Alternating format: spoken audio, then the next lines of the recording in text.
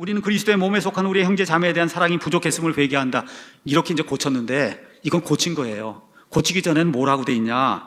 그러나 우리는 동성애에게 매력을 느끼는 기독교인들의 무지와 편견으로 인해 많은 지역교회에서 도전에 직면하고 있다. 그러니까 교회 다니는 많은 사람들이 동성애가 하는 사람들을 무지와 편견으로 이 사람들을 많이 가서 보니까 그 결과 기독교 공동체에서 차별과 불의를 겪어왔다는 사실을 인식하고 있다. 여러분, 동성애자 차별한 사람 있어요? 우리 교회? 어느 교회에서 동성애자를 차별했어요? 어떤 교회에서 동성애자에게 불의를 행했어요? 나는 그런 교회 알지 못합니다. 예. 근데 그렇게 했다는 거예요, 교회가.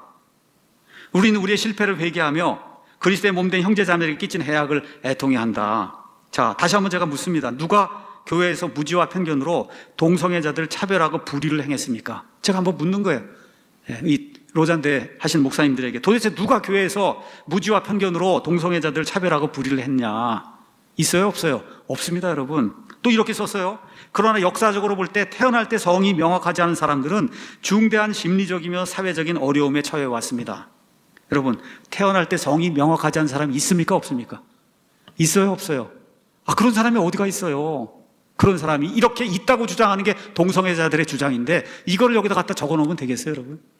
태어날 때부터 성이 명확하지 않은 사람들이 사회적인 어려움에 처해 왔다. 이게 동성애자들이 주장하는 거예요. 뭐야? 동성애는 유전의 문제입니다. 이렇게 주장을 하는 거잖아요. 그거를 로잔대 이런 선언문에 이걸 적어 놓는 게 이게 합당한 일인가? 하나님은 남성과 여성으로 사람을 창조했어요. 태어난 가운데 사람들 가운데 성이 명확하지 않은 사람은 단 한 명도 없습니다, 이 세상에. 짐승도 마찬가지고 하나도 없어요. 남성과 여성 둘 중 하나로 하나님이 창조를 했지 성이 명확하지 않은 사람이 어디가 있어요?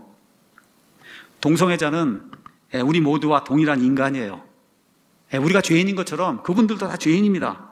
근데 특별히 동성애는 왜 우리가 이거를 꼭 집어서 이건 안 된다라고 이야기하느냐? 하나님이 마련해 놓으신 남자와 여자라고 하는 결혼 제도를 통해서, 그래서 생육하고 번성해서 온 땅을 채우라고 하는 하나님의 명령, 이 하나님의 명령을 부인하고 하나님께 직접적으로 도전하는 그런 죄이기 때문에 성경 가서 보니까 회개하지 않으면 심판이 크다고 성경이 말하고 있습니다 라고 우리는 전하는 거예요. 그렇지 않습니까? 그거 외에는 아무것도 없어요. 동성애자라고 해서 뭐 특별히 외계인이 아니에요. 다 같이 살고 있는 그런 사람이에요.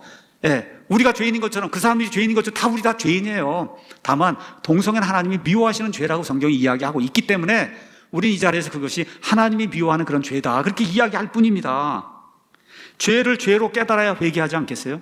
예수님이 이 땅에 오신 이유가 뭐예요? 나는 의로운 자들을 부르러 오지 아니하고 죄인들을 불러 회개하게 하려고 왔다. 그럼 어떻게 해야 돼요? 이건 죄입니다 하고 정확하게 이야기해줘야 그 사람이 회개하고 하나님께로 돌아갈 그런 가능성이 있는 거 아니에요. 이렇기 때문에 동성애는 죄가 아니라고 이야기하거나 동성애가 가벼운 죄라고 얘기하면 그럼 그 사람이 회개할 수가 없어요.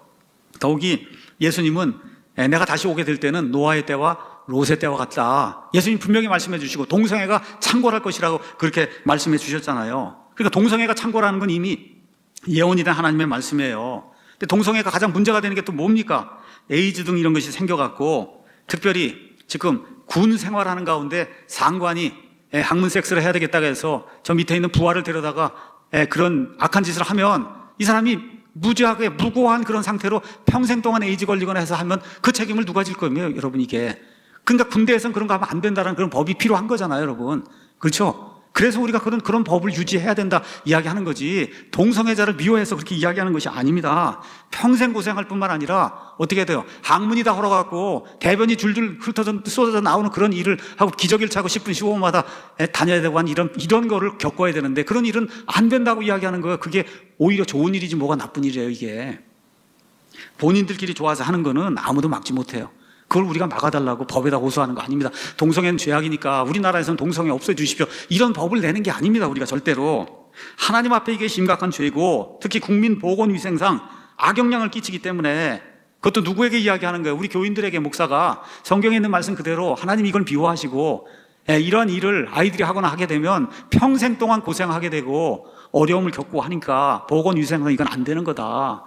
이런 이야기를 지금 하고 있는 거예요. 또 그런 사람이 교회에 오면 그럼 오자마자 동성애 회개하시오 이렇게 얘기하는 것도 아니에요. 시간이 지나면서 적당한 때에 이 사람이 복음을 들을 때가 이렇게 되면은 동성애 하나님이 미워하시는 거니까 이걸 회개해야 됩니다. 이렇게 우리가 그렇게 이야기를 하는 거예요. 그 사람은 사랑하되 동성애는 하나님이 미워하신다고 이야기를 해야 되는 거죠. 이제 말을 마칩니다. 동성애 관련해서 제가 로잔대에 찾아보니까 어떤 분이 이렇게 썼습니다. 동성애가 죄면 죄답게 성경적으로 심판을 선고하며 회개를 촉구해야 하는 게 복음이 아닙니까? 그런데 로잔대의 서울 선언을 보면 그동안 그렇게 해온 잘못과 무지와 편견을 사과하고, 우리 기독교인들이 사과할 게 뭐가 있어요? 그렇게 하질 않았는데 동성애자들을 포용하고 형제와 제자로 받아들일 것을 선언하니 이게 어떻게 사람을 구원할 수 있다는 말입니까? 이분이 이제 그렇게 쓰면서 동성애가 죄라는 대원칙만 형식적으로 인정한 뒤에 세속 가치관을 실천에 다 받아들이고 적용해, 그렇죠? 동성애는 유전이라 그러고 그렇잖아요.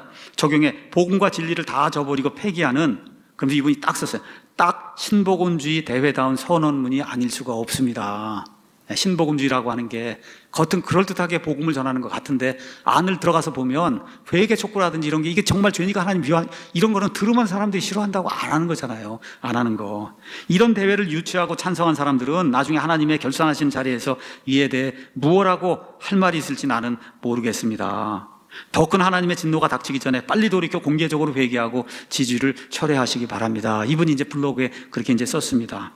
우리가 오늘 디모데후서 2장 15절 말씀을 읽었어요. 너는 진리의 말씀을 바르게 나누어 너 자신을 하나님께 인정받은 자로 부끄러울 것이 없는 일꾼으로 나타내도록 연구해라.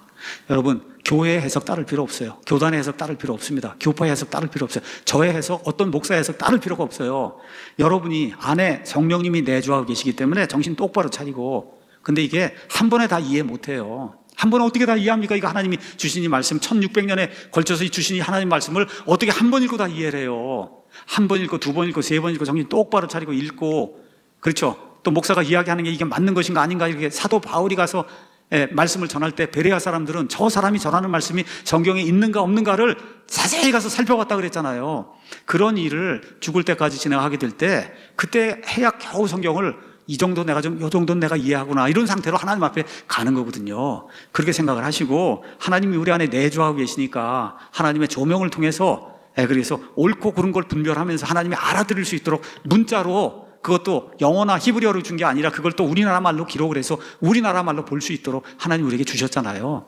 우리에게 이성을 주셨잖아요. 짐승이 아닌 한 그런 이성을 가지고 하나님 말씀 있는 그대로 잘, 문자 그대로 잘 받아들이고, 그래서 문자 그대로 믿고 하나님 원하시는 바이블 빌리버로서의 귀중한 삶을 살아가는 저와 우리 사랑침례교회 모든 성도들이 되기를 예수님의 이름으로 축원합니다.